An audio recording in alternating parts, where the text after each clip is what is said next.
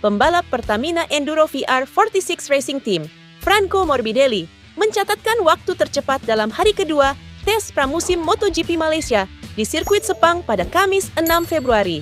Pembalap Italia ini mencatatkan waktu 1 menit 57,210 detik. Juara dunia Moto2 2017 ini diikuti oleh pembalap Monster Energy Yamaha, Fabio Quartararo, di posisi kedua dengan catatan 1 menit 57,324 detik, dan pembalap Gresini Racing, Alex Marquez, di posisi ketiga dengan catatan 1 menit 57,340 detik. Sementara itu, posisi keempat dan kelima masing-masing ditempati oleh debutan Gresini Racing, Fermin Aldeguer, dengan catatan 1 menit 57,545 detik, dan pembalap Ducati Lenovo Team, Pecco Bagnaia, dengan catatan 1 menit 57,652 detik. Dan berikut hasil hari kedua tes pramusim MotoGP Sepang 2025 secara keseluruhan.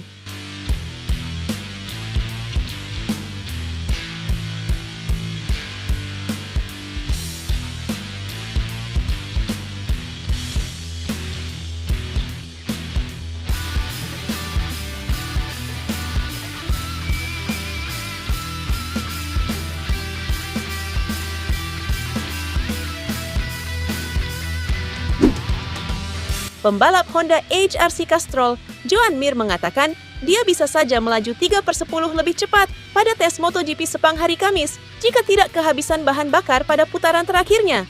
Honda tampil menjanjikan pada hari Rabu dengan juara dunia 2020 Mir berada di posisi ke-6 pada catatan waktu dan menyatakan bahwa hari itu adalah hari tes terbaiknya bersama Honda. Performa kuat itu berlanjut pada hari kedua tes Sepang, dengan Mir sekali lagi berada di posisi ke-6 setelah mencatatkan 1 menit 57,791 detik yang hampir 1 detik lebih cepat dari putaran kualifikasinya dari Grand Prix Malaysia tahun lalu. Ia mungkin bisa melaju lebih cepat lagi seandainya ia tidak kehabisan bahan bakar di tikungan terakhir pada putaran terbaiknya, sehingga kehilangan waktu yang seharusnya bisa membawanya ke posisi 4 besar. Kami memperbaiki waktu putaran kemarin. Selain itu, saya kehabisan bahan bakar di tikungan terakhir. Jadi, saya melaju dari tikungan terakhir ke garis finish dengan motor yang tidak bertenaga penuh. Kami kehilangan 3/10, jadi kami sangat dekat bila tanpa masalah itu. Jadi, katakanlah saya senang dengan bagaimana semuanya berjalan, tetapi kami masih memiliki beberapa titik lemah yang harus kami perbaiki, katanya dikutip Crash. Pembalap Ducati Lenovo, Marc Marquez, mengabarkan dirinya sedang tak enak badan dan kurang tidur setelah hasil merosot pada hari kedua tes pramusim MotoGP 2025. Setelah kemarin melesat jadi yang kedua, pada hari pertama, juara dunia 8 kali itu justru terlempar dari 10 besar pada hari kedua. Marquez berada di posisi ke-14 dengan catatan waktu lap terbaiknya 1 menit 58,447 detik. Waktu tersebut berselisih mencapai 1,237 detik dari pembalap tercepat, Franco Morbidelli, yang pakai Ducati Desmosedici GP24. Posisi tersebut juga membuat Marquez jadi pembalap reguler Ducati yang paling pelan, karena selain Morbidelli, rekan setimnya, Francesco Bagnaia, duo Gresini yang salah satunya pembalap rookie, Alex Marquez dan Fermin Aldeguer, semuanya ada di 5 besar. Posisinya hanya lebih baik dari pembalap penguji Ducati Michele Pirro yang ada di posisi ke-21. Tetapi perlu dicatat bahwa tugas test rider dengan pembalap reguler tentu berbeda. Ketika ditanya, ada apakah dengan performa Marquez hari itu, dia mengungkap satu hal tentang kebugaran fisiknya yang agak kurang. Saya akui, saya sama sekali tidak merasa sehat hari ini. Saya kurang tidur, tapi saya harap saya tidak sampai sakit, katanya. Marquez ditanya juga perihal kemungkinan ada beberapa fitur yang mungkin sedang dia coba, sehingga membuat fokusnya mengejar kecepatan lap jadi berkurang. Namun, ia jawab tidak. Pengaturannya tidak diubah sama sekali. Kami tidak mencoba apapun dengan komponen normal seperti pegas yang berbeda pada sasis. Semua spesifikasi diserahkan pada para insinyur. Ada daftar yang perlu dikerjakan. Besok juga sama saja. Saya terima informasi harus apa dan mengemudi, kata Marquez dikutip Speedweek.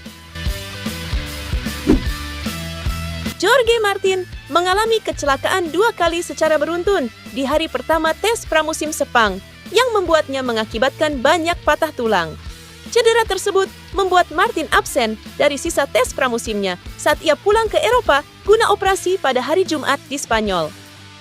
CEO Aprilia, Massimo Rivola, mengatakan kepada media pada hari Rabu bahwa data tim menunjukkan tidak ada masalah dengan pembalap atau motornya dan ban yang digunakannya berada pada rentang waktu operasi yang benar.